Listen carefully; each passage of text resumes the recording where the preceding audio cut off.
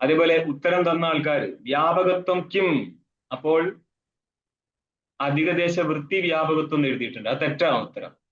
അധികദേശ വൃത്തിത്വം വ്യാപകത്വം, അതായത് അധികദേശത്ത് ആരിയ്ക്കുമോ അതാണ് അധികദേശ വൃത്തി. അധികദേശേ വർത്തത ഇതി അധികദേശ വൃത്തി. അധികദേശത്ത് ആരിയ്ക്കുമോ അവനാണ് അധികദേശ വൃത്തി. അധികദേശ വൃത്തി വ്യാപക വസ്തുവാണ്, അത് വ്യാപകത്വമല്ല. വ്യാപകത്തിൽ ഇരിക്കുന്ന ധർമ്മമാണ് വ്യാപകത്വം.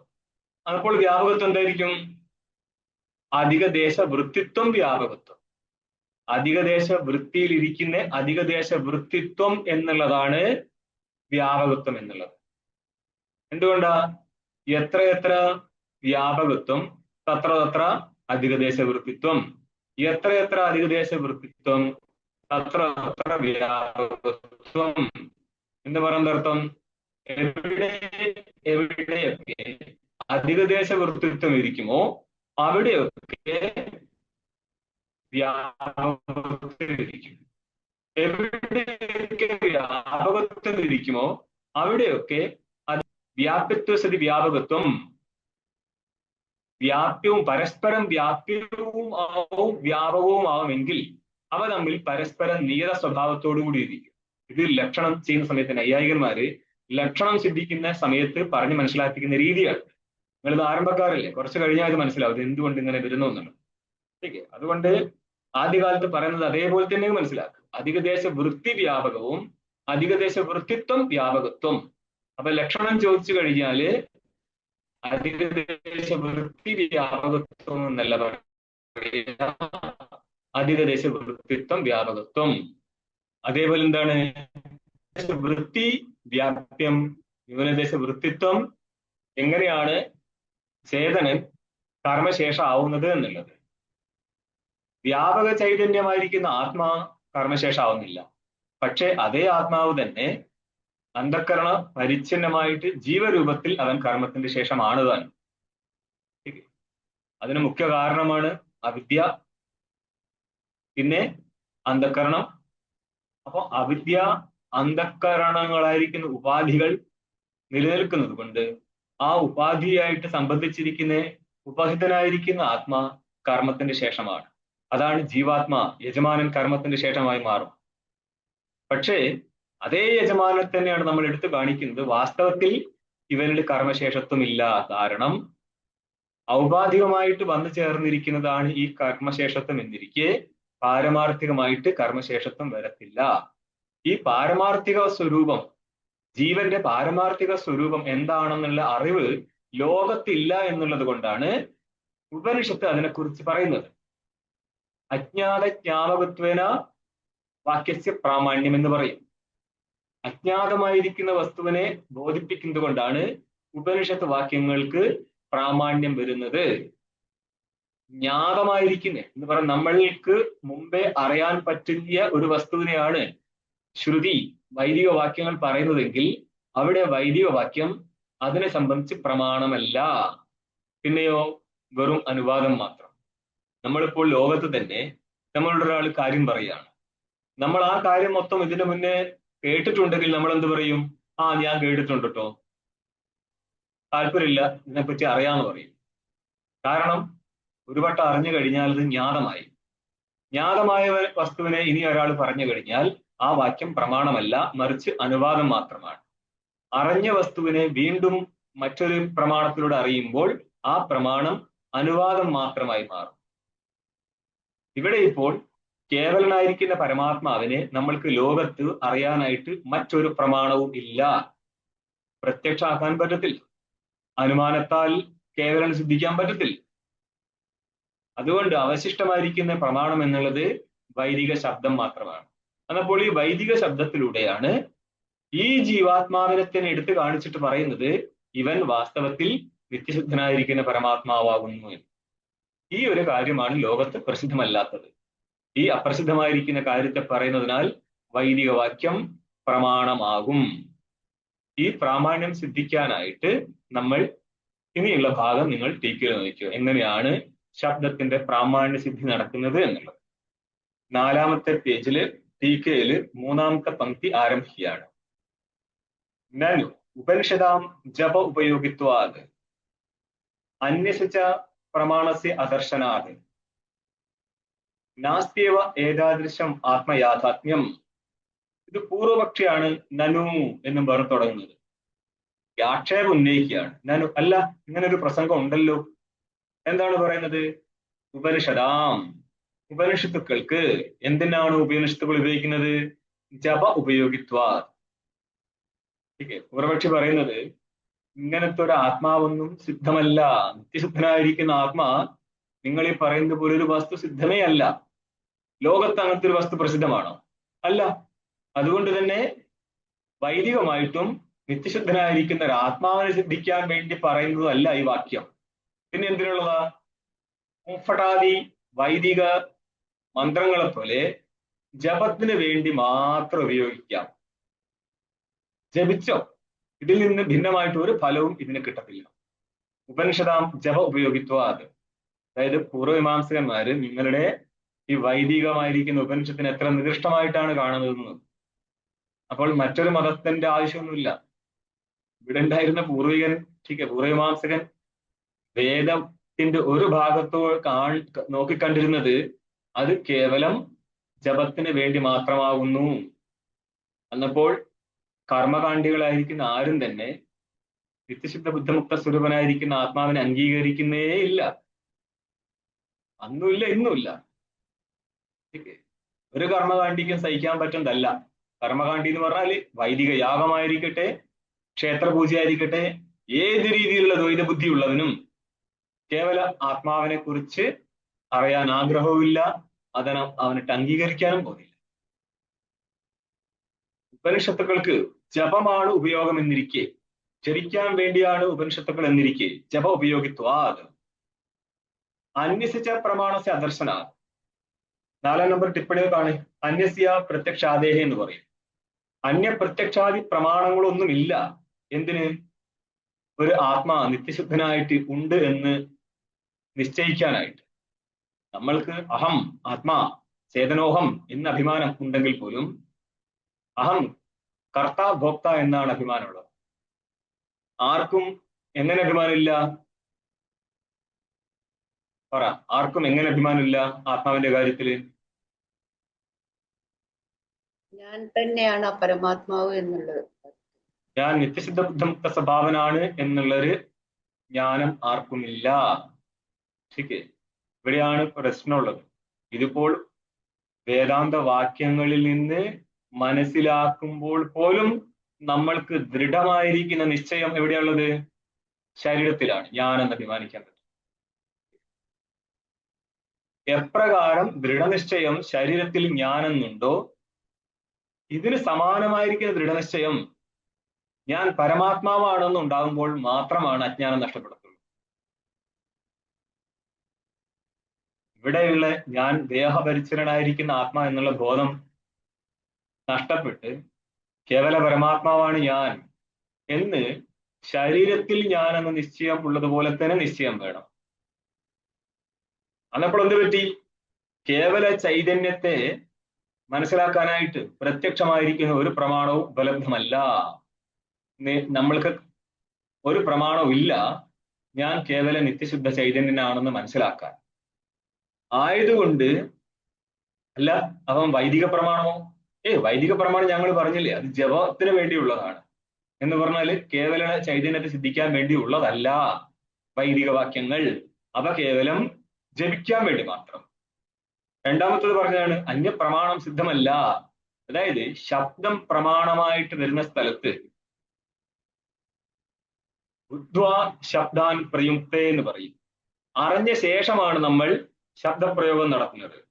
അപ്പോൾ ശബ്ദപ്രയോഗം നടത്തണമെങ്കിൽ ആദ്യമേ ജ്ഞാനം ഉണ്ടായിരിക്കണം. നമ്മൾ കണ്ട കാര്യത്തെ ആണ് മറ്റുള്ള ആൾക്ക് പറഞ്ഞു കൊടുക്കുന്നത്. അല്ലെങ്കിൽ നമ്മൾ അനുമാനിച്ചെടുത്ത കാര്യത്തെയാണ് പർവ്വതത്തിൽ ധൂമത്തെ കണ്ട് വന്യെ അനുമാനിച്ച ശേഷം മറ്റുള്ളവരോട് പറഞ്ഞു കൊടുക്കാൻ പറ്റും, ആ പർവ്വതത്തിൽ വന്യയുണ്ട്, കാരണം അവിടെ ധൂമം ഉള്ളതിനാൽ എന്ന് നമ്മൾ അനുമാനവാക്യ പ്രയോഗം മറ്റുള്ളവന് വേണ്ടി ചെയ്യുമ്പോഴും നമ്മൾക്ക് ആദ്യം ജ്ഞാനം ഉണ്ടായിട്ടുണ്ട്. അപ്പോൾ ജ്ഞാനം ഉണ്ടായ ശേഷം മാത്രമാണ് ശബ്ദപ്രയോഗം നടത്തുന്നത്. ഇവിടെ ഇപ്പോൾ വൈദിക ശബ്ദപ്രയോഗം നടത്തണമെങ്കിൽ പ്രത്യക്ഷമായിട്ട് അറിവുണ്ടായിരിക്കണ്ടേ എന്നാണ് പൂർവപക്ഷിയുടെ ആക്ഷേപം. അതാണ് പ്രത്യക്ഷമായിട്ട് പ്രമാണമില്ലല്ലോ എന്നുള്ളൊരു ചോദ്യം വയ്ക്കുന്നത്. വാസ്തവത്തിൽ വൈദിക പ്രമാണം അറിഞ്ഞ വസ്തുവിനെ പറയുന്നത് കൊണ്ടല്ല, അറിയാത്ത വസ്തുവിനെ പറയുന്നത് കൊണ്ടാണ്. അതായത് ലോകപ്രസിദ്ധമല്ലാത്ത യാഗാദികളെ നിരൂപണം നടത്തുന്നത് കൊണ്ടാണ് അജ്ഞാത ജ്ഞാപകങ്ങളായി മാറുന്നത്. അജ്ഞാതമായിരിക്കുന്ന യാഗത്തെ, അജ്ഞാതമായിരിക്കുന്ന സ്വർഗ കാരണമാണ് ഈ യാഗം എന്ന് ബോധിപ്പിക്കുമ്പോൾ അറിയാത്ത കാര്യത്തെ പറഞ്ഞു കൊടുക്കുന്നത് കൊണ്ടാണ് വൈദിക വാക്യങ്ങൾ പ്രമാണങ്ങളാവുന്നത് തന്നെ. അവിടെ അറിഞ്ഞിട്ടുള്ള പറച്ചിലല്ല. കാരണം ജീവന്റെ അറിഞ്ഞിട്ടുള്ള പറച്ചിലല്ല, മറിച്ച് ഈശ്വരന്റെ വാക്യപ്രയോഗമാണ് ഈ ശബ്ദം എന്നുള്ളത്. അവിടെ ഈശ്വരൻ അറിഞ്ഞിട്ട് പറയുന്നതുമല്ല, ഈശ്വരന്റെ അനാദിയായിരിക്കുന്ന അറിവാണ് പ്രയോഗം നടത്താൻ. ജഗത്തിനെ എപ്രകാരം സൃഷ്ടിച്ചുവോ അപ്രകാരം ഒരു സൃഷ്ടി മാത്രമാണ് ശബ്ദ സൃഷ്ടി. അതായത് വൈദിക ശബ്ദത്തിന്റെ സൃഷ്ടി എന്നുള്ളത് ജഗത്തിന്റെ സൃഷ്ടിയെ പോലെ ഒരു സൃഷ്ടി മാത്രമാണ്. ഈ ഒരു ജഗത്ത് ഇപ്പോൾ നമ്മൾക്ക് കാണാൻ പറ്റും. ഇതിന്റെ പ്രളയമായി കഴിഞ്ഞാൽ ഇതെല്ലാം തിരിച്ചുപോയി. ഇതിന് സമാനമായിരിക്കുന്ന ഒരു സൃഷ്ടി ഇനി അടുത്ത കൽപ്പത്തിൽ വരും. അവിടെ സമാനമായിരിക്കുന്ന വൈദിക ശബ്ദവും ഉയർന്നു വരും. ഈ ജഗത്തിന്റെ നാശവും ജഗത്തിന്റെ ഉത്പത്തിയും പോലെ തന്നെയാണ് ശബ്ദത്തിന്റെ നാശവും ശബ്ദത്തിന്റെ ഉത്പത്തിയും. അതുകൊണ്ട് പുതിയൊരു ജഗത്തിന് വരത്തില്ല. അതായത് സത്കാര്യവാദിയെ സംബന്ധിച്ച് എല്ലാം ഉള്ളതാണ്. അപ്പൊ ഘടത്തിന് കുലാലൻ ഉണ്ടാക്കുന്നത് പറയുന്നതോ, അവർ പറയും അത് അഭിവ്യക്തി നടത്തുകയാണ്. ഉള്ള ഘടത്തെ, മണ്ണിൽ ഘടം ഉള്ളത് കൊണ്ട് ആ ഘടത്തെ അഭിവ്യക്തി നടത്തുക മാത്രമാണ് കുലാലൻ നടത്തുന്നത്. ഏതുപോലെ എള്ളിൽ എണ്ണ ആദ്യമേ നിലവിലുണ്ട്. ഉള്ള എണ്ണ മാത്രമാണ് എള്ളിൽ നിന്ന് പുറത്തു വരുന്നത്. ഇല്ലാത്ത വസ്തു ഉണ്ടാകുമായിരുന്നു എങ്കിൽ മണ്ണ് പിഴിഞ്ഞും നമ്മൾക്ക് എള്ളുണ്ടാക്കാമായിരുന്നു, എണ്ണ ഉണ്ടാക്കാമായിരുന്നു. മണ്ണ് പിഴിഞ്ഞും എണ്ണ ഉണ്ടാക്കാമായിരുന്നു. എന്തുകൊണ്ടാ? കാര്യകാരണഭാവം നിലനിൽക്കുന്നില്ല എങ്കിൽ, അതായത് കാര്യം എന്നുള്ളത് കാരണം തന്നെയാണ്. കാരണം കാര്യം അഭിവക്തമല്ലാതിരിക്കുന്ന സമയമാണ് കാരണാവസ്ഥ. കാര്യം അഭിവക്തമായി കഴിഞ്ഞാൽ അത് കാര്യാവസ്ഥയായി. അതുകൊണ്ട് തന്നെ ജഗത്തിന്റെ കാര്യത്തിലും അഭിവക്തമാവുന്നു, പ്രളയത്തെ പ്രാപിക്കുന്നു. വീണ്ടും അഭിവക്തമാവുന്നു, പ്രളയത്തെ പ്രാപിക്കുന്നു. സമാനമായിട്ട് ശബ്ദം എന്നുള്ള ഈ വൈദിക ശബ്ദവും, അതായത് വൈദിക പ്രമാണങ്ങളും അഭിവക്തമാവും സൃഷ്ടികാലത്ത്, പ്രളയകാലത്ത് ഇതെല്ലാം തിരിച്ച് വിലയത്തെ പ്രാപിക്കും. പുതുതായിട്ടൊന്നും ഉണ്ടാകത്തില്ല. ഉള്ളതിന്റെ ഉത്പത്തിയും വിലയവും മാത്രമേ ഉള്ളൂ. നാശം എന്ന് പറഞ്ഞാൽ നശ അദർശനേന, കാണുന്നില്ല എന്നേ ഉള്ളൂ, അല്ലാതെ വസ്തു അവിടെ നഷ്ടപ്പെടത്തില്ല. രുഹു പ്രാദുർഭാവേ, ഉത്പത്തി എന്നുള്ളത് അഭിവ്യക്തി മാത്രമാണ്, അല്ലാതെ പുതിയൊരു വസ്തു അവിടെ ഉണ്ടാവുന്നില്ല. ജനിപ്രാദുർഭാവേ എന്ന് പറയും. ജന്മം പ്രാദുർഭവിക്കുക എന്ന് പറഞ്ഞാൽ അത് അഭിവ്യക്തമാവുക എന്നാണ്, പുതിയൊരു വസ്തു ഉണ്ടാകും. അതുകൊണ്ട് തന്നെ ഇവിടെയുള്ള വൈദിക ശബ്ദം ആരുടെയും ബുദ്ധിപൂർവമായിരിക്കുന്ന പ്രയത്നത്തിന്റെ ഫലമല്ലത്. അനാദിയായിരിക്കുന്ന ശബ്ദത്തെ ഈശ്വരൻ സൃഷ്ടിയുടെ കാലത്ത് ജഗത്തുണ്ടാക്കിയതുപോലെ തന്നെ ഉണ്ടാക്കി വിട്ടു എന്നേ ഉള്ളൂ. അതുകൊണ്ടാണ് ചോദ്യം ചെയ്യപ്പെടാത്ത പ്രമാണമായിട്ട് അത് നിലനിൽക്കുന്നത്, വൈദിക ശബ്ദം. അതായത് പ്രമാണങ്ങൾ തമ്മിൽ ഏറ്റുമുട്ടും, ശബ്ദവും അനുമാനവും ആഗമവും തമ്മിൽ. ഇവയില് ശബ്ദമാണ് മുഖ്യമായിരിക്കുന്ന പ്രമാണം. ഇതൊക്കെ നമ്മൾക്കിനി വരും കാലങ്ങളിൽ കൂടുതൽ ഡീറ്റെയിൽ ആയിട്ട് പറയാം. ഇവിടുത്തെ പങ്ക്തി എന്താ? അന്യസിച്ച പ്രമാണസ്യ അദർശനാത്, അന്യപ്രമാണം കാണാത്തത് കൊണ്ടും എന്ത് സിദ്ധിക്കാൻ പോവാണ് പൂർവക്ഷി? നാസ്തിയേവ ഏതാദൃശം ആത്മയാഥാത്മ്യം, നിങ്ങൾ ഈ പറയുന്നത് പോലെയുള്ള ഒരു ആത്മയാഥാത്മ്യം ഒന്നും സിദ്ധിക്കുന്നില്ല. നാസ്തിയേവ, ഇല്ല തന്നെ. എന്ത്? ഈ പറഞ്ഞിരിക്കുന്ന രീതിയിലുള്ള ആത്മയാഥാത്മ്യം നിലനിൽക്കുന്നില്ല. നാസ്തേവ ഏതാദൃശം ആത്മയാഥാത്മ്യം, ഇങ്ങനെ നിങ്ങൾ പറഞ്ഞിരിക്കുന്ന രീതിയിലുള്ള ആത്മയാഥാത്മ്യം, നിങ്ങൾ പറഞ്ഞിരിക്കുന്ന രീതിയിലുള്ള ആത്മയാഥാത്മ്യം എന്താന്ന് പറഞ്ഞേ? സിദ്ധത്വം, അഭാവവിദ്ധത്വം, ഏകത്വം, നിത്യത്വം, സർവഗതത്വാദി എന്ന് പറഞ്ഞു. അറ്റ്ലീസ്റ്റ് ആത്മാവിന്റെ സ്വരൂപത്തെങ്കിലും നിങ്ങൾക്ക് കണ്ടസ്റ്റ് ചെയ്യാൻ പാടില്ലേ? ഓക്കെ, നമ്മൾ ഒറ്റയടിക്കെടുത്ത് പറയും നിത്യശുദ്ധ മുക്ത സ്വഭാവ എന്ന്. നിത്യത്വം അതേപോലെ നിങ്ങൾ പല സ്ഥലത്തുനിന്ന് കൊണ്ടുവരാം. ഇവിടെ കുറച്ചെടുത്തേ പറഞ്ഞിട്ടുള്ളൂ. ശുദ്ധത്വം, അഭാവവിദ്യത്വം, ഏകത്വം, ഇനിയും കൊണ്ടുവരാം. എന്തൊക്കെ? ചൈതന്യ സ്വരൂപനാണവൻ, ആനന്ദ സ്വരൂപനാണവൻ. ഇതൊക്കെ പല സ്ഥലത്ത് പലതായിട്ട് പറഞ്ഞതാണ്. അന്നപ്പോൾ ഈ സ്വരൂപങ്ങളെല്ലാം ഭിന്ന ഭിന്ന സ്വരൂപങ്ങളാണോ അല്ല ഏകസ്വരൂപമാണോ? അതായത് സത്യജ്ഞാനം, ആനന്ദം, ബ്രഹ്മ, രണ്ട് മന്ത്രാണ്.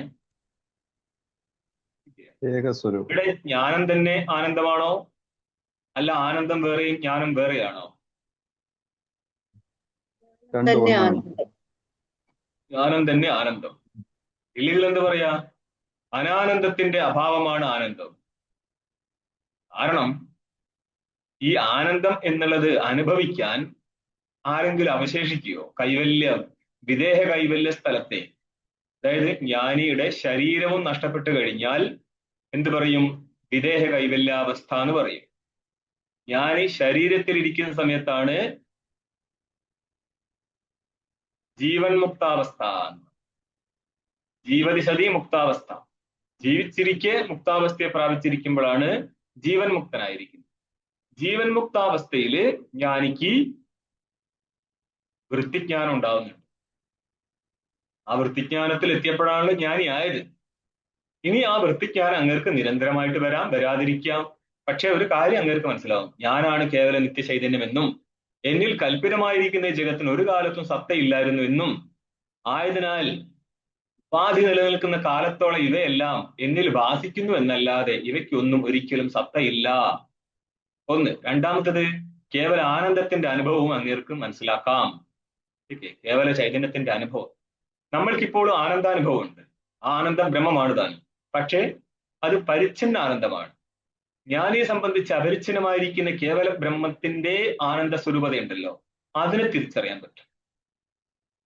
അഭേദ്യസ്ഥിതി, അപരോക്ഷ വ്യവഹാര യോഗ്യത്വം എന്നൊക്കെ പറയുന്ന സമയത്ത് അഭേദ്യമാണത് എന്ന് പറഞ്ഞാൽ ഫലവ്യാപ്തി ഇല്ലാത്തതാണ്. പക്ഷെ അപരോക്ഷ വ്യവഹാരത്തിന് യോഗ്യത നിലനിർത്തുന്നു എങ്കിൽ ആരെ സംബന്ധിച്ചാണ് അപരോക്ഷ വ്യവഹാര യോഗ്യത ചേതനിൽ വരുന്നത്? ജീവൻ മുക്തനെ സംബന്ധിച്ച്.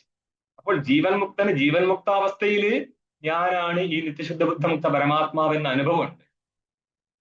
അതുകൊണ്ടാണ് അപരോക്ഷ വ്യവഹാരം, ജ്ഞാനിയെ സംബന്ധിച്ച് അപരോക്ഷ വ്യവഹാരം നടക്കുന്നുണ്ട്. ഞാനാണ് ശുദ്ധ പരമാത്മാ. ആ വ്യവഹാരത്തിന് യോഗ്യത ചൈതന്യത്തിലിരിക്കും. പക്ഷേ ജീവൻ മുക്താവസ്ഥയിൽ നിന്ന് മാറിയിട്ട് വിദേഹ കൈവല്യത്തിലേക്ക് കടന്നു കഴിഞ്ഞാൽ പിന്നെ അറിയാനായിട്ടൊരു വസ്തു അവിടെ അവശേഷിക്കത്തില്ല. ഇപ്പൊ ബ്രഹ്മ അവശേഷിക്കത്തില്ലേ? അവശേഷിക്കും. ആ ബ്രഹ്മ ആനന്ദ സ്വരൂപല്ലേ?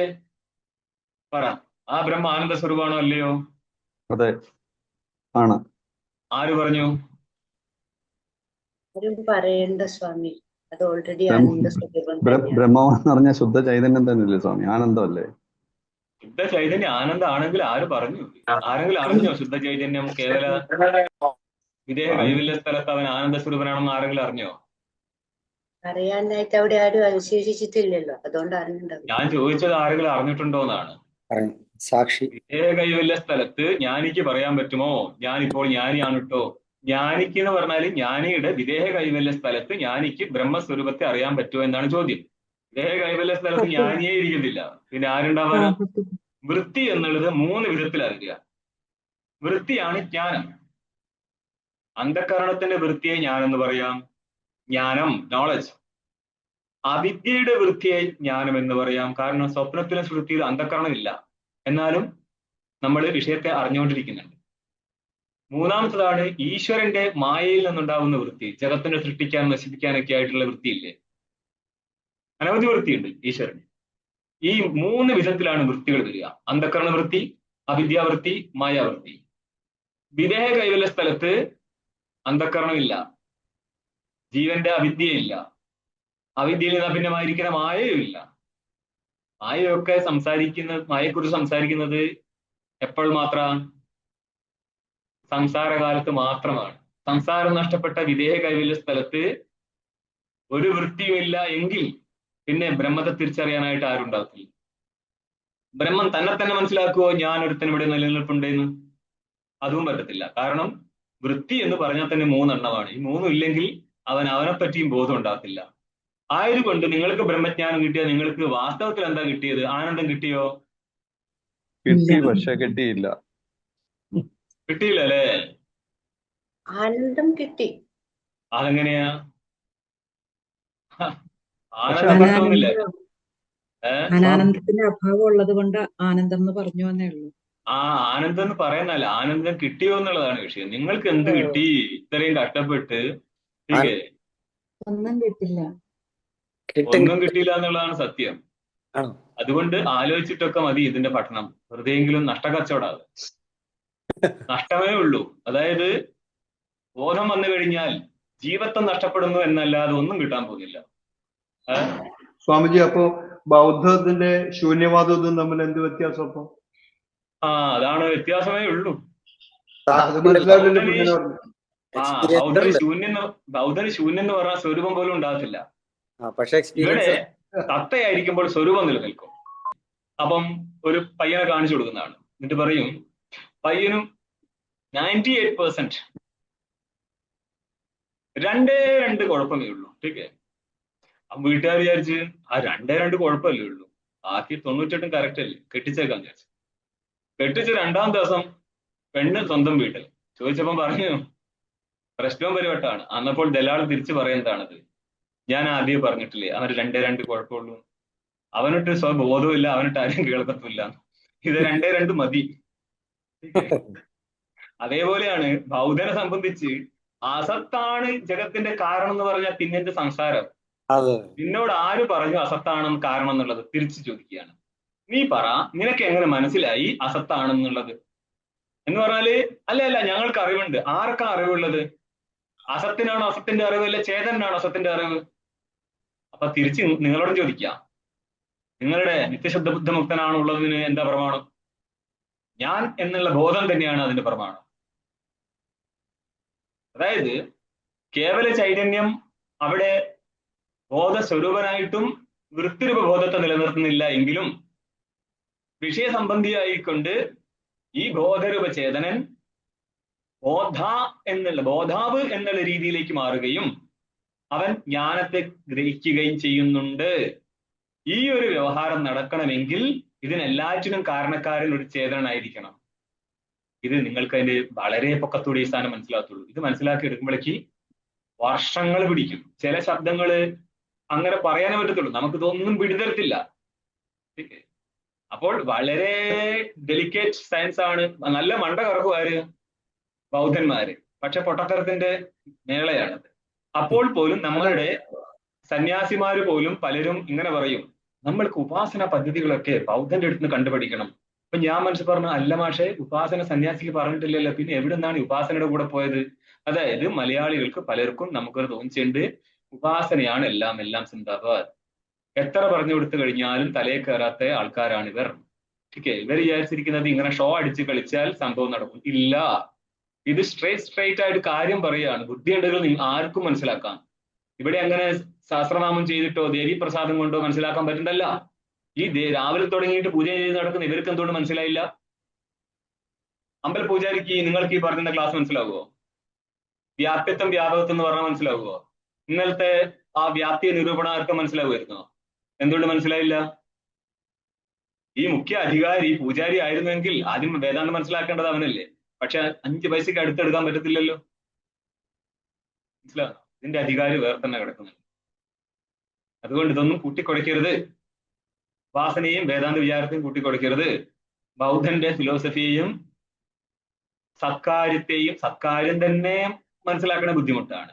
ഓക്കെ, ഉപാസ്യം, ഉപാസന, ഉപാസ്യം, ഉപാസകൻ, ആ 3 ത്രിപുടിയും ഒഴിവായതിനു ശേഷമാണുള്ളത് ഉണ്ടാവുന്നത്. അല്ല, അത് ത്രിപുടിയുടെ കാര്യം വേറെ. മാത്രല്ല നിങ്ങളുടെ മന്ത്രം തന്നെ പറയുന്നുണ്ട് ഇത് സന്യാസി ഉപാസന ചെയ്യരുത് എന്നുള്ളത്. കാരണം ഏഷണാത്രയ പരിത്യാഗം പറയുന്ന സമയത്ത് ഒരു ഏഷണയാണ് എന്ത് വിത്തേഷണയെ 2 കഴിഞ്ഞാൽ ഒന്ന് ഉപാസനയാണ്. അപ്പൊ ഏഷണാത്രയ പരിത്യാഗം നടത്തി കഴിഞ്ഞാൽ ഉപാസന പരിത്യാഗം ഉണ്ട്. പിന്നെ സന്യാസി ഇങ്ങനെ അധികാരിയാവുന്നത് അതെങ്ങനെയാന്ന് പറയാം? വിത്തേഷണ 2 കഴിഞ്ഞാൽ ഉപാസന ഒന്നാവുന്നത്?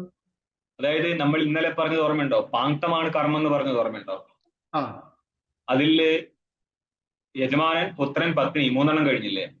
പിന്നെയുള്ള വിത്തത്തെ 2 ഒന്ന് ദൈവം വിത്തം, ഒന്ന് മാനുഷം വിത്തം എന്നാക്കി മാറ്റും. മാനുഷം വിത്തമാണ് നമ്മളെ ധനം, ഭൂ, ഹിരണ്യാദികൾ. ദൈവം വിത്തമാണ് ഉപാസന. എന്നപ്പോൾ 2 വിധ വിത്തത്തെയും ത്യാഗം നടത്തണം എന്നുള്ളത് കൊണ്ട് ഉപാസനയെയും സന്യാസി ത്യാഗം നടത്തണം. എന്നിരുന്നാലും ഈ വിചാരത്തിന് യോഗ്യതയില്ലാത്ത, ബുദ്ധി സാമർഥ്യം ഇല്ലാത്ത സാമാന്യ ബുദ്ധിക്കാരനാണ് സന്യാസിയെങ്കിൽ അവൻ ഉപാസന നടത്തിക്കോട്ടെ എന്നും ഉണ്ട്. ഓക്കെ. അപ്പൊ നമ്മൾ പല പല ഘട്ടത്തിൽ പലതായി സംസാരിക്കുക. അതുകൊണ്ട് ഇതെന്താ പ്രശ്നം എന്ന് പറഞ്ഞാലേ, നമ്മുടെ ഒന്നും വിചാരിക്കരുത് ഞാൻ ഈ ഒരു ചരിത്ര പശ്ചാത്തലം മുന്നിൽ വയ്ക്കുകയാണ്. നമ്മളുടെ മുന്നിലുള്ള പല ഗുരുക്കന്മാരും കിച്ചടി പ്രസ്ഥാനക്കാരാണ്. അത് ശുദ്ധ ശാങ്കര വേദാന്തം നല്ല ഇവർ സംസാരിച്ചത്. കുറെ ഉപാസന, കുറെ തലൂട്ടിനിക്കല്, കുറെ വേദാന്തം. ഇതല്ല ശാങ്കര വേദാന്തം. നിങ്ങൾക്ക് ഇത് 8 മന്ത്രത്തിലാണ് ഇപ്പോൾ മൊത്തം വേദാന്ത പ്രകടനം നടക്കുന്നത്. അത് കണ്ടാൽ മനസ്സിലാവും ഇവിടെ ഉപാസനയൊന്നുമില്ല, ഇതിനെല്ലാറ്റിനെയും വേറെ വെച്ചിട്ടാണ് വൈദിക വേദാന്ത സിദ്ധാന്തം പോകുന്നത്. അതങ്ങനെ തന്നെ പഠിച്ചെടുക്കണം, എങ്കിൽ മാത്രമേ മനസ്സിലാകത്തുള്ളൂ. ഉപാസനയിൽ താല്പര്യമുള്ള ഒരു ആചാര്യന്റെ അടുത്ത് ഒരിക്കലും വേദാന്തം കേൾക്കാതിരിക്കുക. മിനിമം അത്രയെങ്കിലും ചെയ്യുക, കേട്ടില്ലെങ്കിലും വേണ്ട. ഓക്കെ. അങ്ങനെയുള്ള ആൾക്കാരുടെ അടുത്ത് കേട്ടാൽ ഒരിക്കലും രക്ഷപ്പെടത്തില്ല. കാരണം ഇവർ വളച്ചു ചുറ്റി അവിടെ കൊണ്ടുവച്ച് വെക്കും ഈ സിദ്ധാന്തത്തെ. പക്ഷെ നിഷേധം വേദാന്തത്തിന് നിഷിദ്ധം തന്നെയാണല്ലോ. അപ്പൊ നമ്മളത് നിഷേധിക്കല്ലേ ഇപ്പൊ ചെയ്യണത്? ആരെ നിഷേധിക്കുന്നത്? ഉപാസന എന്നുള്ളത് നിഷേധിച്ചില്ലേ? നമ്മളുടെ ഗുരുക്കന്മാര് നമ്മളെ ഫീഡ് ചെയ്ത കുറെ പ്രശ്നങ്ങളും പരിവട്ടങ്ങളും ഉണ്ട്. ഓക്കെ. ഫോർ എക്സാമ്പിൾ, നമ്മള് ഒരു അമ്പലത്തിൽ പോയി കാര്യം പ്രാർത്ഥിച്ചു, അടുത്തുകൂടെ നടന്നിട്ടില്ലെങ്കിൽ പോലും നാളെ നമ്മൾ അമ്പലത്തിൽ പോകാറുണ്ട്. ജ്യോതിഷിയെ കണ്ടിട്ട് അവൻ പറഞ്ഞ നേരെ തരതിരിഞ്ഞിട്ട് നടന്നിട്ടും നമ്മൾ പിന്നെ ജ്യോതിഷെടുത്ത് പോയിട്ടുണ്ട്. ഇതിന്റെയൊക്കെ പിന്നാമ്പുറത്ത് നമ്മൾക്ക് ചെറുപ്പത്തിലേ നമുക്ക് ഇഞ്ചക്ട് ചെയ്ത് വിട്ടിരിക്കുന്ന കുറെ സാധനങ്ങളുണ്ട്. നമുക്കത് എടുത്ത് താഴെ വയ്ക്കാൻ ബുദ്ധിമുട്ടില്ല. നമ്മൾ സ്വതന്ത്രമായിട്ട് ചിന്തിക്കുമെന്നൊക്കെ പറയുമ്പോൾ പോലും നമ്മളെ ബൈൻഡ് ചെയ്യുന്ന കുറെ സാധനങ്ങൾ. അതിനേക്കാൾ ഭീകരമാണ് ഈ സ്പിരിച്വൽ ഫീൽഡിലെ ഗുരുക്കന്മാരുടെ ഈ വചനങ്ങൾ. അതായത് ഉപാസന ചെയ്ത് ചെയ്ത് ഇവരുടെ വായ്ത്താരി എന്താ? സഗുണ ഉപാസന ചെയ്ത് ചെയ്ത് നമ്മൾ നിർഗുണത്തിലെത്തും. നിർഗുണത്തിലെത്തിയിട്ട് പിന്നെ നിങ്ങളൊന്ന് ഉപാസനാ സ്ഥലം ഒന്ന് എടുത്ത് കാണിച്ചാൽ സഗുണത്തിൽ നിർഗുണത്തിലെത്തുന്നേ. വേദാന്തത്തിൽ എവിടെയെങ്കിലും സഗുണത്തിൽ നിർഗുണത്തിലെത്തുന്ന കാണിച്ചെന്ന്. എന്നിട്ട് നിർഗുണത്തിൽ നിന്ന് മോക്ഷം ഒന്ന് കാണിച്ചെന്നേ. എങ്ങനെ വരുന്നു പറഞ്ഞാല് നിർഗുണ ഉപാസന ചെയ്ത് അന്ധക്കരണം ശുദ്ധമായതിന് ഹിരണ്യഗർഭ ലോകത്തെത്തിയാൽ അവിടുന്നും ഉപദേശമായി കിട്ടത്തുള്ളൂ. ഏത്? ഈ ഇവിടെ കാണുന്ന ഉപദേശം അവിടെയും കിട്ടത്തുള്ളൂ. അപ്പൊ അവിടെ പോയിട്ട് വാങ്ങിക്കാനായിരുന്നല്ല ഇവിടുന്ന് വാങ്ങിച്ചുകൂടായിരുന്നു ഉപദേശം. മനസ്സിലായോ? ശബ്ദം എന്നല്ലാതെ വേറെ ഒരു ഉപദേശം ഇവിടെ ഇല്ല. ആരാണോ ആ ശബ്ദത്തെ വെടിപ്പായിട്ട് പറഞ്ഞ് മനസ്സിലാക്കുന്നത് അവരെന്ത് ചെയ്യും? ഉപാസനയെ ഖണ്ഡനം നടത്തും. അതെന്തിനാ? അത് പാർഷ്യാലിറ്റി അല്ല, ബയാസ്ഡ് അല്ല. അത് ശബ്ദം അങ്ങനെ പറഞ്ഞിട്ടുണ്ട്. അതുകൊണ്ടാണ് ഏഷ്ണാത്രയ പരിത്യാഗ സ്ഥലത്ത് ഉപാസനയും പരിത്യാഗവും ഉണ്ട്. ഇവിടെ കിട്ടിയോ? ഇനി അല്ല ഞങ്ങൾ ഇതൊക്കെ ചെയ്യും, നിനക്കെന്താ അറിയാമെന്നാണെങ്കിൽ ചെയ്തോളൂ, ഒരു ബുദ്ധിമുട്ടില്ല. ഓക്കെ. പക്ഷെ നിങ്ങൾ എവിടെ പെടുന്നു പറഞ്ഞാൽ നിങ്ങൾ കുഞ്ഞുങ്ങളെടുത്ത് തലവയ്ക്കാന്നല്ലാതെ ഈ സാമ്പ്രദായികന്മാരെടുത്ത് കയറിയാൽ ഇവർക്ക് ഒരു രക്ഷ ഉണ്ടാകത്തില്ല, മിണ്ടാതിരിക്കേണ്ടി വരും. മനസ്സിലായോ? അത് നമ്മളെ ഗൃഹസ്ഥന്മാരായിരിക്കുന്ന ഭക്തന്മാരെ താലോലിക്കാൻ വേണ്ടിയിട്ട് ഇങ്ങനെയൊക്കെ പറയാന്നല്ലാതെ സന്യാസി ടു സന്യാസി സംസാരിക്കാൻ തുടങ്ങിക്കഴിഞ്ഞാൽ ഇങ്ങനത്തെ ആൾക്കാർക്ക് യാതൊരു വാല്യൂ ഉണ്ടാകത്തില്ല. അവിടെ വരെ കളിയുള്ളൂ. നിങ്ങൾക്ക് മറ്റുള്ളവരെ മുന്നിൽ നമ്മളെപ്പറ്റി എന്തൊക്കെ പറയാം, അവനെങ്ങനെ വാശിപ്പുറത്ത് പറയാന്നൊക്കെ പറയാം. പക്ഷേ നമ്മൾ ശാസ്ത്ര ചർച്ചയിൽ കയറി കഴിഞ്ഞാൽ നിങ്ങളുടെ അഭിപ്രായം ആരും എടുക്കൂല. ശാസ്ത്ര വിരുദ്ധമായിരിക്കുന്ന അഭിപ്രായമാണ്. എന്നാൽ ബുദ്ധി സാമർഥ്യം കുറവാണെങ്കിൽ, അതായത് നിങ്ങൾക്ക് ഈ ബുക്കിലില്ല, ചില ബുക്കിൽ എത്തിക്കഴിഞ്ഞാൽ എന്ത് പറയുന്നോ, ഇനി മന്ദബുദ്ധി പ്രകരണം തുടങ്ങാൻ പോവാന്ന് പറയും. ഇതിനെ കുറിച്ച് ഉപാസനയെ കുറിച്ച് പറയുമ്പോൾ മന്ദബുദ്ധി പ്രസംഗം തുടങ്ങാന്ന് പറയും. അതെന്തുകൊണ്ടാ? ഇത് പറഞ്ഞിരിക്കുന്നത് വേദാന്തം മനസ്സിലാവുന്നില്ല. അതുകൊണ്ട് നമുക്കിനി അടുത്ത സ്റ്റെപ്പ് വെക്കാം. അതായത് ഒരു പ്രയോജനത്തിന് വേണ്ടിയുള്ള എല്ലാ കാര്യത്തെയും നിരൂപണം ചെയ്യുന്നത് കൊണ്ടാണല്ലോ ഇതിനെ ശാസ്ത്രം എന്ന് വിളിക്കുന്നത്. അപ്പോ കൈവല്യം എന്നുള്ള പ്രയോജനത്തിന് ഉപകരിക്കുന്നത് കൂടിയാണ് ഉപാസന, അല്ലെന്ന് പറയുന്നില്ല. പക്ഷേ ഉപാസനയാണ് കാരണം എന്ന് ധരിക്കരുത്. മനസ്സിലാവുന്നുണ്ടോ? അല്പബുദ്ധികൾക്ക് വേണ്ടിയാണ് നമ്മൾ ഉപാസന പറയുന്നത്. അവൻ അവിടെ ഇരുന്ന് ഉപാസന ചെയ്ത്, ഉപാസന കൊണ്ട് ജ്ഞാനം ഉണ്ടാവത്തില്ല, കാരണം ഉപാസന പ്രമാണമല്ല. ഉപാസന കൊണ്ട് അന്ധഃകരണം ശുദ്ധമാക്കാം. അല്ലെങ്കിൽ ആ ഉപാസനയുടെ ഫലമായിട്ട് ഹിരണ്യഗർഭലോകത്ത് എത്തിയിട്ടുണ്ടെങ്കിൽ അവിടെ ഹിരണ്യഗർഭലോകത്ത് എത്താൻ വേണ്ടിയിട്ട് കുട്ടിച്ചാത്തൻ സേവ നടത്തുന്നതല്ലല്ലോ ഹിരണ്യഗർഭലോകത്ത് എത്തുന്നത്. അപ്പോൾ അവന് ഉപാസന നടത്തുന്നില്ലേ? ഉണ്ട്. അന്നപ്പോൾ ആ ഹിരണ്യഗർഭ ലോകത്ത് എത്താൻ ഉതകുന്ന ഉപാസന ഉണ്ടെങ്കിൽ മാത്രമേ അങ്ങോട്ട് ചെല്ലാൻ പറ്റത്തുള്ളൂ. ഓക്കെ, അവന് മാത്രമേ അവിടുന്ന് ഉപദേശമുള്ളൂ. അപ്പോൾ ഇവിടെ ചെറിയൊരു ഉപാസന നടത്തി ജീവിക്കുന്നതിനേക്കാളും നല്ലതല്ലേ വേദാന്ത വിചാരം ചെയ്യുന്നത്? അപ്പൊ നമ്മൾക്ക് പ്രസംഗം തുടങ്ങാം. നാസ്തിയേവ ഏതാദൃശം ആത്മയാഥാത്മ്യം, ഇങ്ങനൊരു ആത്മയാഥാത്മ്യം നിലവിലില്ല എന്ന് പറയുമ്പോൾ പൂർവപക്ഷി ഈ ഒരു ആക്ഷേപം നടത്തിയപ്പോൾ ഇനി സിദ്ധാന്തി സ്വന്തം അഭിപ്രായം പറയാണ്. ഭാഷ്യത്തില് 4-ാമത്തെ പേജിന് 2-ാമത്തെ പങ്ക്തി കണ്ടോ? സർവാസാം ഉപനിഷദാം ആത്മയാഥാത്മ്യ നിരൂപണനേവ ഉപക്ഷയാത്. ഉപനിഷത്ത് ശബ്ദം സ്ത്രീലിംഗമാണ്, ശബ്ദമാണ്, ശബ്ദത്തിലാണ് ലിംഗം. സ്ത്രീലിംഗം, പുല്ലിംഗം, നപുംസകലിംഗം എന്നുള്ളത് ശബ്ദത്തിലാണ്. വസ്തു എങ്ങനെയാണോ അതിനനുസരിച്ചല്ല ശബ്ദം വരുന്നത്. ധാരാ ശബ്ദം പുല്ലിംഗമാണ്, പക്ഷെ പറയുന്നത് ആര്യ? സ്ത്രീയാണ്. ഭാര്യ എന്നുള്ള അർത്ഥത്തിലാണ് ധാരാശബ്ദ പ്രയോഗം നടന്നത്. അതും നിത്യബഹുവചനാന്തമാണ്. ചൈത്രസ്യ ഭാര്യാഹ എന്നവര് അനേക ഭാര്യ എന്നതിന് അർത്ഥമില്ല. അനേകം ഉണ്ടെങ്കിലും ഒന്നാണെങ്കിലും ഭാര്യാഹ. ചൈത്രസ്യ ധാരാഹ, ഭാര്യാഹ അല്ല ധാരാഹ. ഭാര്യ ബഹുവചനാണ്. ഭാര്യ ഭാര്യ ഭാര്യാഹ. ഈ ചില ശബ്ദങ്ങള് ഏകവചനം ദ്വിവചനം ഇല്ലാതെ വെറും ബഹുവചനം വരും. പാപശബ്ദം, ഇത് ശരിക്കും തിരുവനന്തപുരക്കാർ പറയുന്നത് കറക്റ്റാ. വെള്ളങ്ങൾ എന്ന് പറയത്തില്ലേ? ജലം എന്നുള്ളത് ജലം ജല ജലാനി എന്ന് 3 വചനവും തരും. ठीक പക്ഷെ ആപശബ്ദത്തിന് ബഹുവചനം മാത്രമേ ഉള്ളൂ. ആപഹ, അപഹ, അദ്ദിഹി, അദ്ദിഹ, അദ്ദിഹ, അപാം, അപ്സു എന്ന് ബഹുവചനം മാത്രമേ ഉള്ളൂ. ठीक പ്രഥമ ബഹുവചനം, ദ്വിതീയ ബഹുവചനം, തൃതീയ ബഹുവചനം മാത്രമേ ഉള്ളൂ.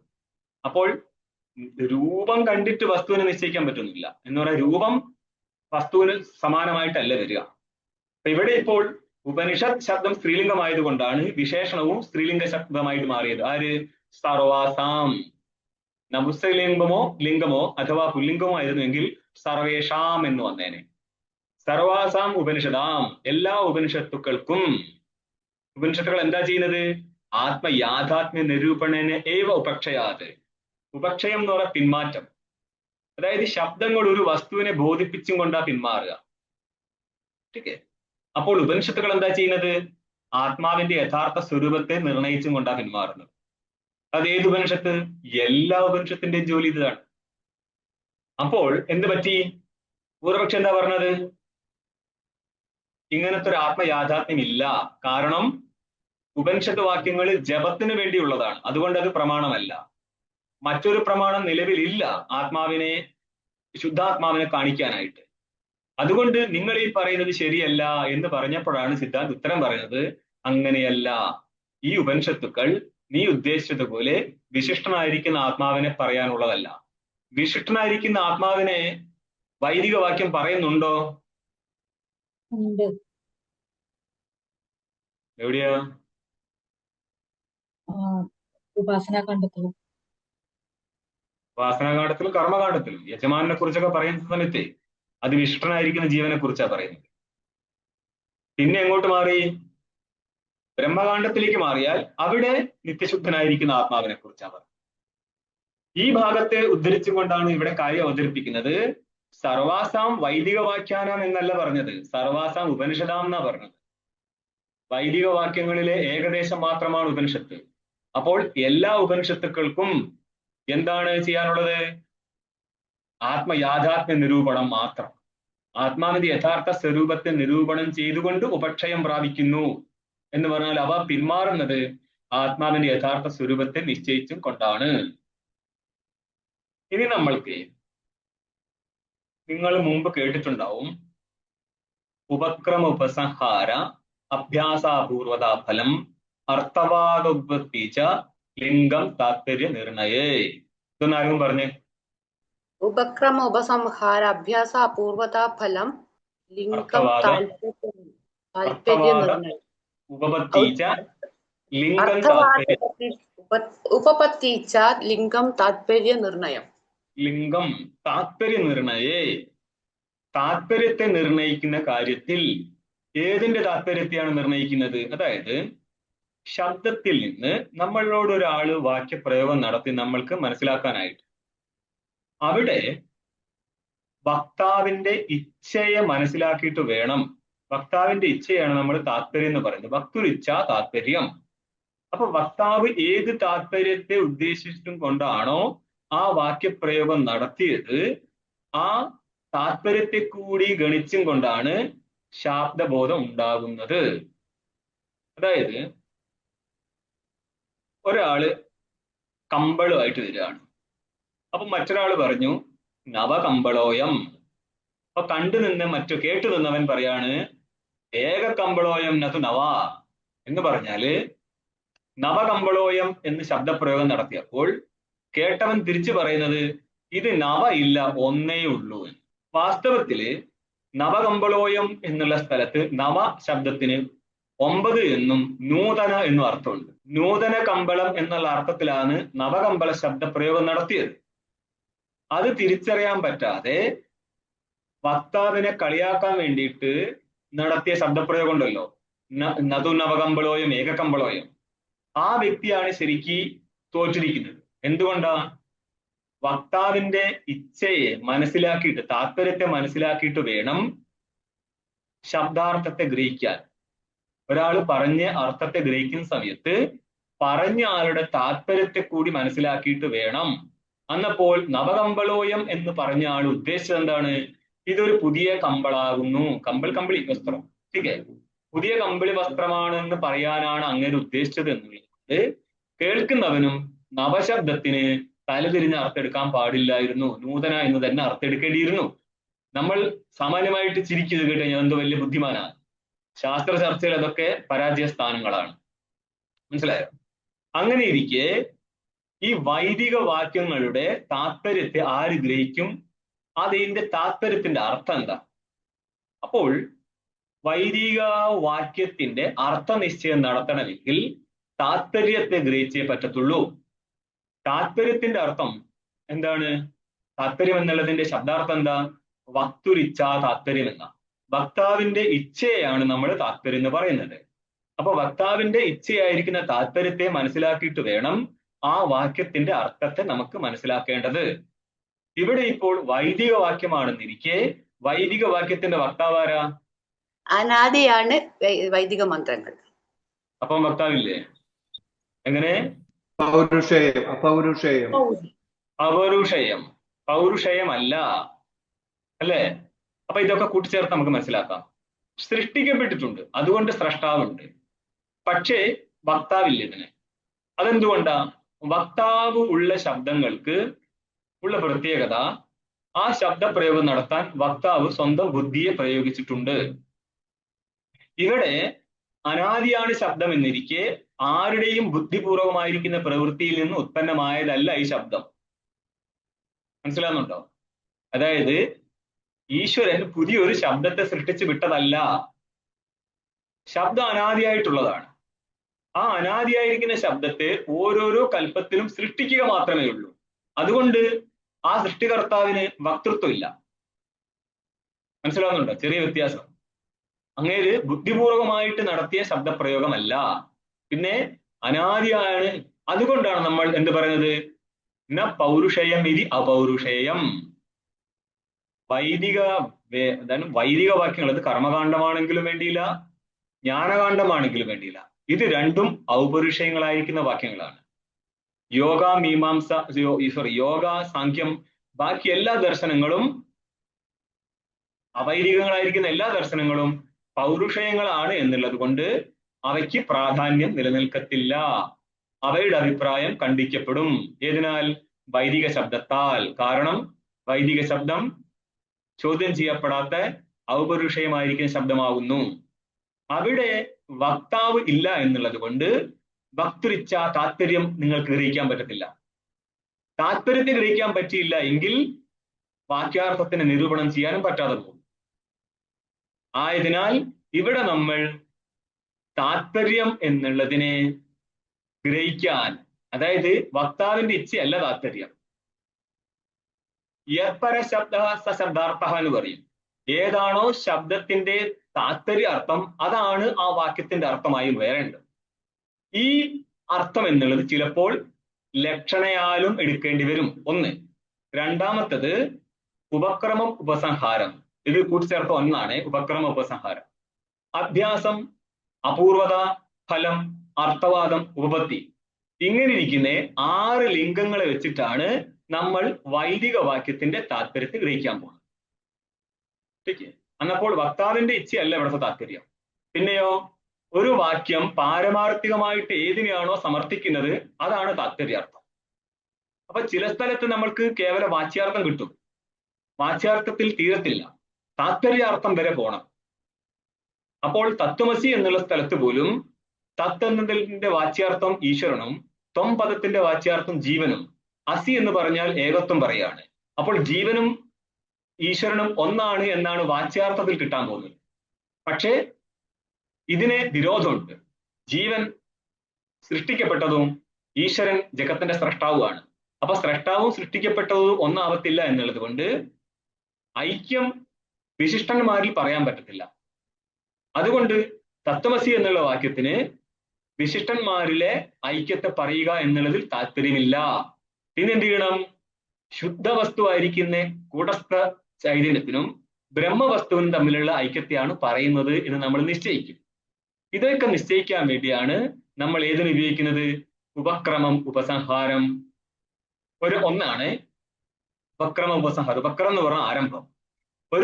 ഒരു പ്രകരണം. നമ്മുടെ ഇവിടത്തെ 8 മന്ത്രമാണ് ഒരു പ്രകരണത്തിൽ വരുന്നത്. 1 മുതൽ 8 വരെയുള്ളത് ജ്ഞാനപ്രകരണമാണ്. അപ്പോൾ ഈശാവാസ്യം എന്ന് തുടങ്ങിയിട്ട് സപര്യകാചുക്രമകായമപൂർണം എന്ന് വരെയുള്ള മന്ത്രത്തില് തുടക്കവും ഒടുക്കവും ഉള്ള മന്ത്രം ഏതിനെ കുറിച്ചാണോ പറയുന്നത് ആ കാര്യത്തെ ആയിരിക്കും ആ പ്രകരണം മൊത്തം പറയാൻ പോകുന്നത്. ഓക്കെ. ഇനി ഉപക്രമ ഉപസംഹാരം കഴിഞ്ഞാൽ അടുത്ത ലിംഗമാണ് അഭ്യാസം. അഭ്യാസം എന്ന് പറഞ്ഞാൽ പുനഃകഥനം അഭ്യാസം എന്ന് പറയും. ആ ഏതിനെയാണ് സമർത്ഥിക്കാൻ പോകുന്നത് ആ വസ്തുവിനെ കുറിച്ച് നമ്മൾ വീണ്ടും വീണ്ടും പറഞ്ഞുകൊണ്ടേയിരിക്കും. ഇതിനെയാണ് അഭ്യാസം എന്ന് പറയാം. അപ്പോൾ ഉപക്രമ ഉപസംഹാര അഭ്യാസോ അപൂർവത. പൂർവത്തിൽ ഗ്രഹിക്കാൻ പറ്റിയിട്ടില്ല എന്ന് പറഞ്ഞാൽ ഇന്ദ്രിയത്താൽ ഗ്രഹിക്കപ്പെടാൻ പറ്റാത്ത ഒരു വസ്തുവായിരിക്കുന്ന ചേതനനെ കുറിച്ചാണ് ഇവിടെ പറയുന്നത്. അതുകൊണ്ട് ഈ കാര്യത്തിൽ അപൂർവത്വം സിദ്ധിച്ചു എന്ന് പറഞ്ഞാല് പൂർവ്വത്തിലെ മറ്റൊരു ജ്ഞാനത്താലും ഇത് സിദ്ധിക്കപ്പെട്ടിട്ടില്ല എന്നർത്ഥം. ഇനിയാണ് ഫലം. ഫലം എന്നുള്ളതിനെ കുറിച്ച് നമ്മൾ പറയും ക ശോക ക മോഹ ഏകത്വം അനുപശ്യത. ഈ അറിയുന്നവന്, ബ്രഹ്മത്തെ അറിഞ്ഞവന് എന്ത് ശോകം എന്ത് മോഹം. അപ്പൊ ശോകമോഹാദികളുടെ നിവൃത്തി എന്നുള്ള ഫലം ഉണ്ട് ഈ വാക്യങ്ങൾക്ക്. അപ്പം ഫലവത്ത നിശ്ചയിക്കപ്പെട്ടു. പിന്നെന്താ? ഉപക്രമ ഉപസംഹാര അഭ്യാസ അപൂർവത ഫലം അർത്ഥവാദം. ഇനി കുറച്ചു കഴിഞ്ഞാൽ നിങ്ങൾക്ക് അർത്ഥവാദം കാണാൻ പറ്റും. ഓക്കെ. അത് നിന്ദാർത്ഥവാദമായിരിക്കും. നിന്ദ നിന്ദിക്കാൻ വേണ്ടിയുള്ളതല്ല, മറിച്ച് സ്തുതിക്കാനുള്ളതാണ്. അതായത് കർമ്മകാണ്ഡിയെ നിന്ദിച്ചും കൊണ്ട് ജ്ഞാനത്തിനെ സ്തുതിക്കും. ഇതാണ് അർത്ഥവാദ സ്ഥലം. ഉപപത്തി എന്നുള്ളൊരു യുക്തി കാണിക്കും. അതായത് ഹിരണ്യഗർഭാദികൾ പോലും നീതമായിട്ട് വ്യവഹരിക്കുന്നത് ഇവയുടെയൊക്കെ നിയന്താവായിരിക്കുന്ന ഒരു ചേതനൻ നിലനിൽക്കുന്നത് കൊണ്ടാണ്. ആ ചേതനനെ കുറിച്ചാണ് നമ്മൾ ഇവിടെ സംസാരിക്കാൻ പോകുന്നത്. ഇങ്ങനെയുള്ള 6 ലിംഗങ്ങളിലൂടെ ഈ മൊത്തം വൈദിക വാക്യത്തിന്റെ നിർണയം നടത്തണം നമ്മൾ. കുറച്ച് മാത്രം നോക്കിക്കോ പങ്ക്തി ടീക്കയില്. യത്പര ശബ്ദ സശബ്ദാർത്ഥ ഇതി മീമാംസ പ്രസിദ്ധേ. പരം എന്ന് പറഞ്ഞ താത്പര്യം. യത്പരഹ ശബ്ദ, ശബ്ദത്തിന്റെ താത്പര്യം ഏതാണോ അതാണ് ആ ശബ്ദത്തിന്റെ അർത്ഥം. ശബ്ദം എന്ന് പറഞ്ഞാലേ പദങ്ങളുടെ സമൂഹമാണ് ശബ്ദം. ശബ്ദം എന്ന് പറഞ്ഞ വാക്യമാണ്. ശബ്ദത്തിൽ നിന്നുണ്ടാവുന്ന ബോധത്തെ എന്ത് പറയും? ശാബ്ദബോധം, ശബ്ദബോധ. ശബ്ദത്തിൽ നിന്നുണ്ടായാലും ശാബ്ദം. പ്രത്യക്ഷത്തിൽ നിന്നുണ്ടാവുന്ന ബോധത്തെ എന്ത് പറയും? പ്രത്യക്ഷം എന്ന് തന്നെ പറയും. രണ്ടിനും അവിടത്തെ ശബ്ദത്തിന് വ്യത്യാസമില്ല. പ്രമാണവും പ്രത്യക്ഷമാണ്, ജ്ഞാനവും പ്രത്യക്ഷമാണ്. അനുമാനത്തിൽ നിന്നുണ്ടാവുന്ന ജ്ഞാനത്തെ അനുമിതി എന്ന് പറയും. ഉപമാനത്തിൽ നിന്നുണ്ടാവുന്ന ജ്ഞാനത്തെ ഉപമിതി എന്ന് പറയും. ശബ്ദത്തിൽ നിന്നുണ്ടാവുന്ന ജ്ഞാനത്തെ ശാബ്ദം എന്ന് പറയും. അർത്ഥാപത്തിയിൽ നിന്നുണ്ടാവുന്ന ജ്ഞാനത്തിന് സമാനമാണ് പേര്, അർത്ഥാപത്തി തന്നെയാണ് പേര്.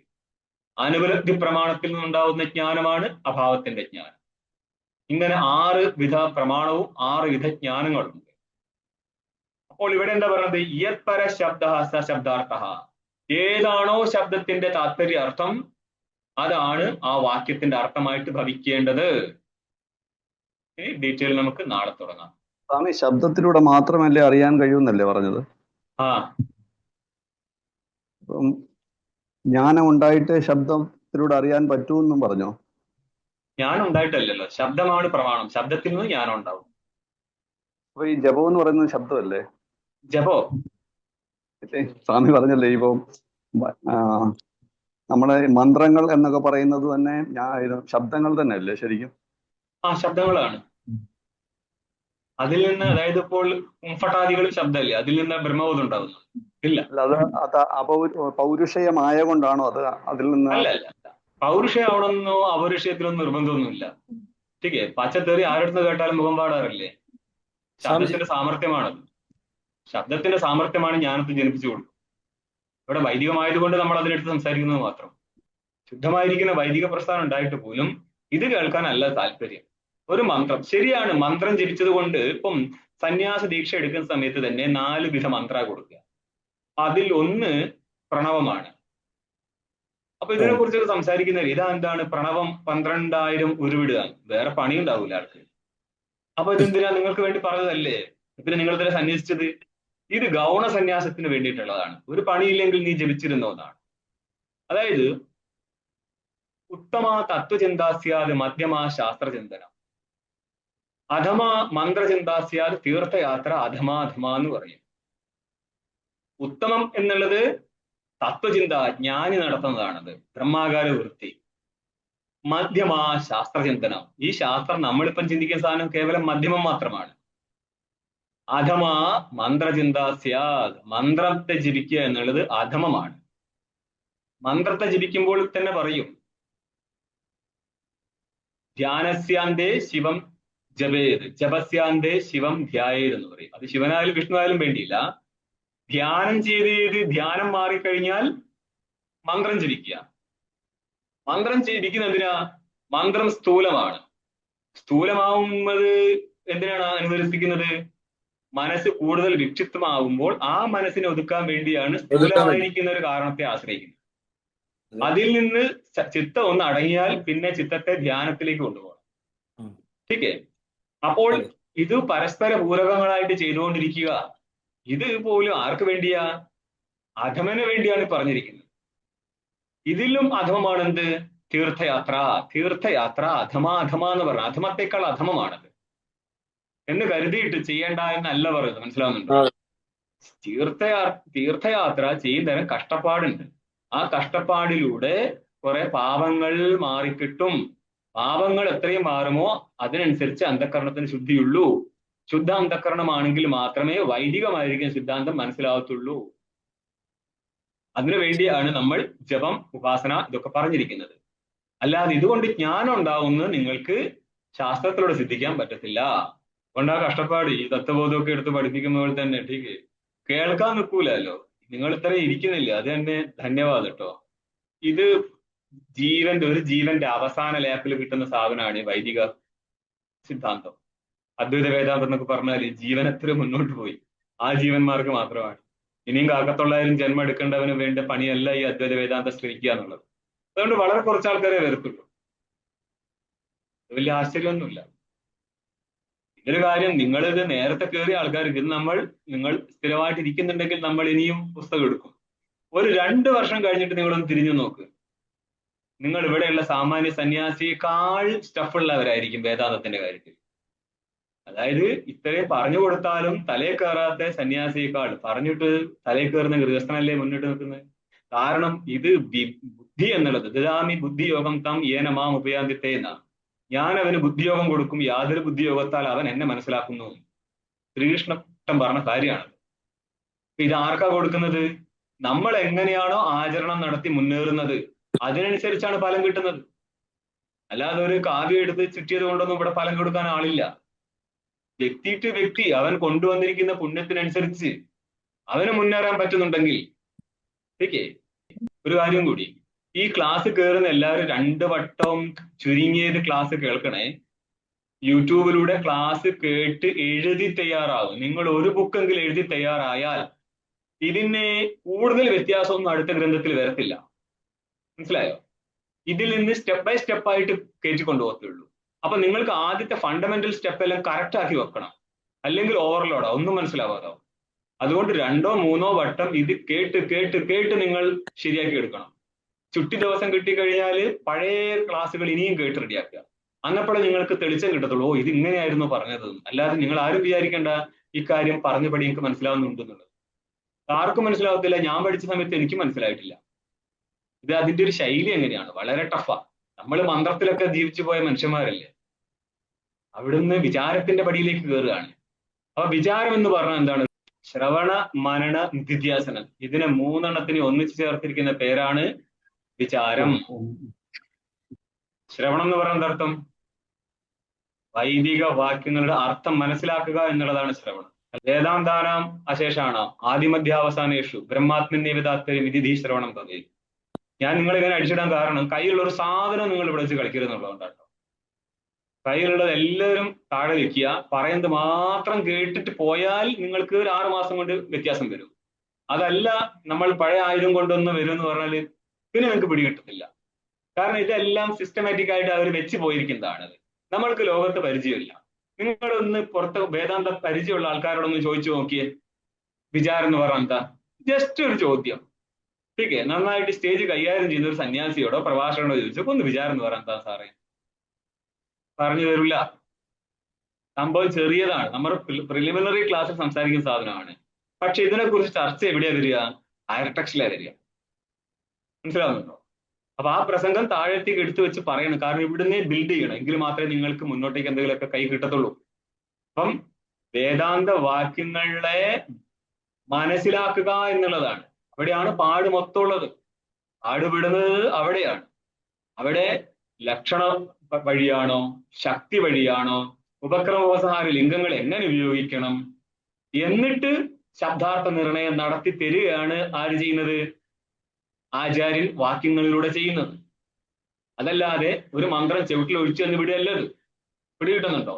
ഇതിനു വേണ്ടിയാണ് നമ്മൾ മീമാംസയെയും യോഗത്തെയും സാഖ്യനെയും നൈയായികനെയും എല്ലാം കൊണ്ടുവരുന്നത്. മുന്നോട്ടേക്കുള്ള പണ്ട് കാലത്ത്, ഒരു കാലത്ത് പൂർവ്വമീമാംസ സിദ്ധാന്തത്തിൽ ഉറച്ചു നിന്നായിരുന്നു വേദാന്തം പറയാറ്.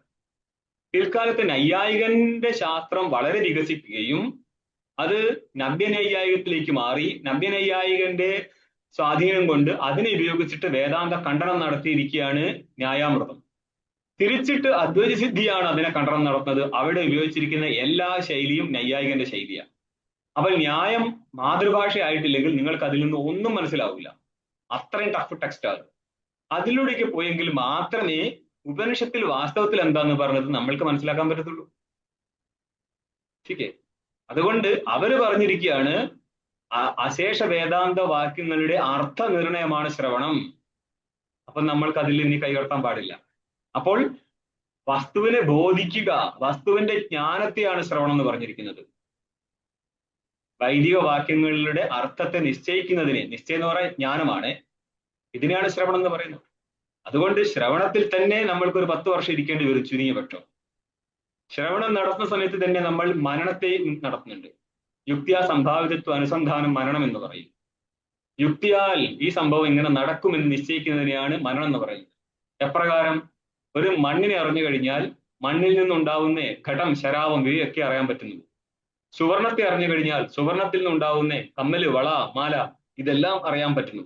ഇതേപോലെ ഏകനായിരിക്കുന്ന ബ്രഹ്മത്തെ അറിഞ്ഞു കഴിഞ്ഞാൽ, ഒരു മൺകട്ടെ അറിഞ്ഞു കഴിഞ്ഞാൽ, ഒരു മണ്ണിനെ അറിഞ്ഞാൽ സകല മൺപാത്രങ്ങളെ അറിയാൻ പറ്റുന്ന പോലെ, ഇരുമ്പിനെ അറിഞ്ഞു കഴിഞ്ഞാൽ ഇരുമ്പിൽ നിന്നുണ്ടാവുന്ന എല്ലാ വസ്തുക്കളെ അറിയാൻ പറ്റുന്ന പോലെ, ഒരു സുവർണത്തെ അറിഞ്ഞു കഴിഞ്ഞാൽ സുവർണത്തിൽ നിന്നുണ്ടാവുന്ന എല്ലാ വസ്തുക്കളെ അറിയാൻ പറ്റുന്ന പോലെ, ബ്രഹ്മത്തെ അറിഞ്ഞാൽ സർവത്തിനെയും അറിയാൻ പറ്റും എന്ന് ശ്രുതിയിൽ പറയും.